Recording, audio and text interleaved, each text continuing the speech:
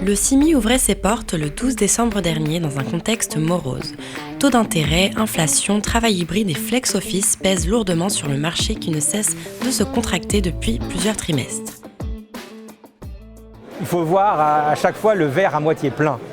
Aujourd'hui pour les entreprises, c'est clair, le marché de l'immobilier est tendu, mais c'est plutôt les coûts qui sont tendus. L'ensemble des coûts, l'inflation, le coût des matériaux, le coût du terrain pour s'implanter, ainsi de suite. Petite contrepartie, comme le marché du bureau est maintenant un marché de la demande, c'est vrai que c'est nous les demandeurs qui faisons le marché, et c'est vrai que les suites du Covid, le télétravail, l'intelligence artificielle met une pression énorme sur les bureaux qui cette fois-ci est plutôt à l'avantage des utilisateurs. Malgré ce contexte, les grands enjeux de l'immobilier d'entreprise avancent, à commencer par celui majeur de la réduction de l'empreinte carbone de l'immobilier, qui passe entre autres par des réductions de consommation énergétique. On a publié l'observatoire sur la fonction immobilière et on voit que le directeur immobilier aujourd'hui est à la croisée d'énormément de transformations dans l'entreprise. Ça, c'est très intéressant. Et aujourd'hui, au CIMI, on a présenté le 4e opus sur le décret tertiaire, sur quels sont les investissements et les travaux qu'il faut faire pour atteindre les objectifs attendus par les entreprises en 2030, en 2040 et en 2050. Les principales sources de consommation dans un bâtiment, c'est souvent le chauffage, ventilation, climatisation. Alors ça, en fonction des systèmes, ça dépend, mais globalement, c'est à peu près 2/3 des consommations en moyenne, c'est chauffage, ventilation, climatisation. La solution Smart Impulse, elle permet à des gestionnaires de bâtiments de mieux comprendre leur consommation d'énergie pour mieux consommer. Ça s'inscrit dans des démarches type décret tertiaire, décret BAX ou dans des objectifs que les directions immobilières se fixent en termes de performance énergétique et de développement durable. Et le principe, c'est d'avoir un capteur qui est très simple à installer. N'importe quel électricien l'installe en moins d'1 heure et sans coupure. Et il fournit une vision claire de quels sont les équipements qui consomment à quel moment. Et grâce à ça, ça permet de cibler et puis de suivre les économies d'énergie dans les bâtiments. La moyenne d'optimisation chez nos clients, c'est à peu près 15% la première année. Et ce qui est bien, c'est que ça permet un retour sur investissement en moins d'1 an. Donc c'est rentable dès la première année. En termes de consommation, donc on a emménagé dans ce nouveau bâtiment en 2021 avec une situation de départ qui était plutôt bonne en termes de performance énergétique, donc on aurait pu s'arrêter là. Mais on a décidé d'agir quand même. Et 2 ans après, grâce à nos efforts, la sensibilisation de nos collaborateurs, des mesures qu'on a prises, mais surtout l'installation de Smart Impulse, on est arrivé à moins 35% de consommation d'énergie donc, en 2 ans. Et aujourd'hui, avec l'état du prix de l'électricité, ça fait une économie d'à peu près 10 à 12 000 euros par rapport à une situation de départ en 2021.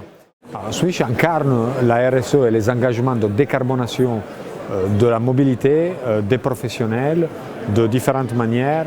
Bon, d'abord, nous finançons la mise en place des infrastructures de recharge, mais surtout, nous avons développé un outil qui sert à mesurer et à bien maîtriser la consommation d'électricité des flottes et à générer tous les reportings qui servent à définir ensuite les objectifs et les indicateurs de décarbonation de la mobilité et de la supply chain. La recherche d'économie ne s'arrête pas à l'énergie. Les coûts liés aux surfaces et aux services sont également scrutés avec beaucoup d'intérêt. Aujourd'hui, les utilisateurs, les locataires, sont assez mal armés pour détecter si un propriétaire leur dit la vérité, que ce soit au niveau du montant de loyer refacturé ou du montant des charges. La deuxième chose, c'est la capacité à réunir ce qu'on appelle le coût complet. Le coût complet d'une occupation, ce n'est pas que le loyer et les charges refacturées par le propriétaire, et de s'en tenir à ça, ça peut amener à plein d'erreurs. Il faut tout regarder. Combien coûte l'entretien, combien coûtent toutes les lignes de charges qui vont peser, non pas que sur l'immeuble, mais sur un poste de travail. Dès qu'on va dépasser 1, ça veut dire qu'on est en surcapacité sur l'immeuble. Et on va pouvoir lancer derrière des programmes d'optimisation pour faire adapter l'objet immobilier aux besoins de l'entreprise. Un des autres points sur lesquels on va permettre d'alerter le client, c'est tout ce qui est timing. On va venir lui rappeler que la fin de son bail approche, que d'autres échéances type contrôle sécuritaire peuvent approcher. Et à l'occasion de ces échéances, on va lui fournir un package décisionnel.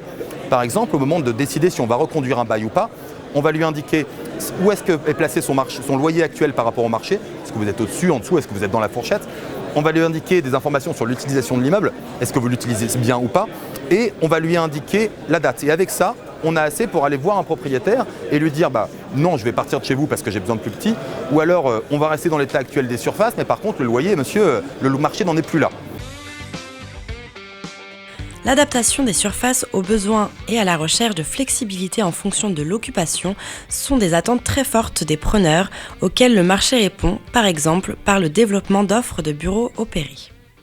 Le bureau opéré s'adresse plutôt à une clientèle qui est trop mature justement pour continuer à exploiter des espaces de coworking et qui a besoin finalement d'avoir une forme de confidentialité, un côté privatif, la possibilité de déployer sa propre culture d'entreprise, mais tout en conservant le service et la flexibilité qu'offrent les espaces de coworking. On va dire que c'est une alternative au bail traditionnel et une évolution pour les entreprises à des espaces de coworking. Aujourd'hui, le bureau opéré, c'est autour de 300 000 m² à Paris.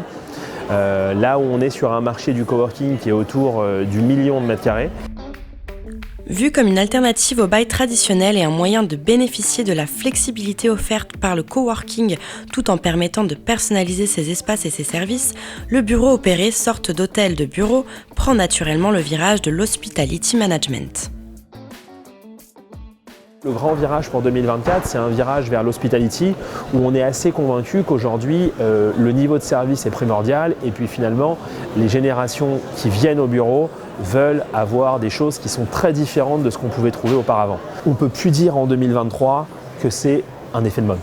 La seule chose qu'on peut constater en 2023, c'est que le coworking, le bureau opéré et le service et la flexibilité au sein des immeubles tertiaires est quelque chose qui va se poursuivre, qui va se développer et qui n'est absolument pas prêt de s'arrêter. Enfin, dernière tendance forte sur cette édition 2023 du CIMI, les automatismes, outils numériques, applications et autres capteurs qui viennent monitorer le bâtiment, ses consommations de fluides, ses espaces et même ses services. À la croisée du Smart Building et du Smart Workspace se trouve le BOSS, ou Building Operating System, cette couche logicielle qui permet à toutes les sources de données de communiquer entre elles. Donc aujourd'hui, moi en tant qu'AMO, je vais travailler avec mes clients sur la définition du besoin, tant en tant qu'occupant, preneur, pour la gestion-exploitation ou pour la gestion de l'énergie ou la qualité de vie au travail. Le Building Operating System va pouvoir justement intégrer déjà toutes les données de la GTB, toutes les données des IoT et des équipements qu'il y a dans le bâtiment pour ensuite pouvoir les utiliser. Moi, je reste convaincue de l'intérêt de ce BOSS dans sa fonction principale qui est l'interopérabilité et la mise à disposition des données. Il y a une autre fonction qu'on oublie mais que je vois énormément et surtout sur des bâtiments nouveaux, c'est dans le côté ce qu'on appelle commissioning à la fin d'un projet, c'est la mise en qualité des données. Un BOSS qui est toutefois parfois considéré comme complexe et cher à mettre en œuvre. Il y a eu maintenant, depuis 2-3 ans, plusieurs projets qui ont été réalisés avec le BOSS. Je reste persuadée que le modèle commercial va changer et qu'au niveau, en tout cas, du CAPEX, ça va diminuer.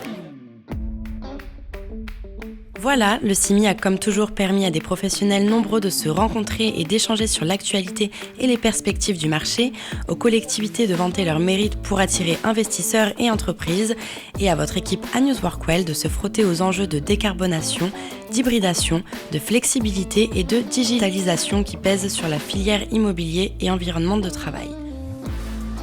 Rendez-vous les 10, 11 et 12 décembre 2024 à la porte Maillot qui aura, espérons-le, enfin retrouvé un visage plus avenant.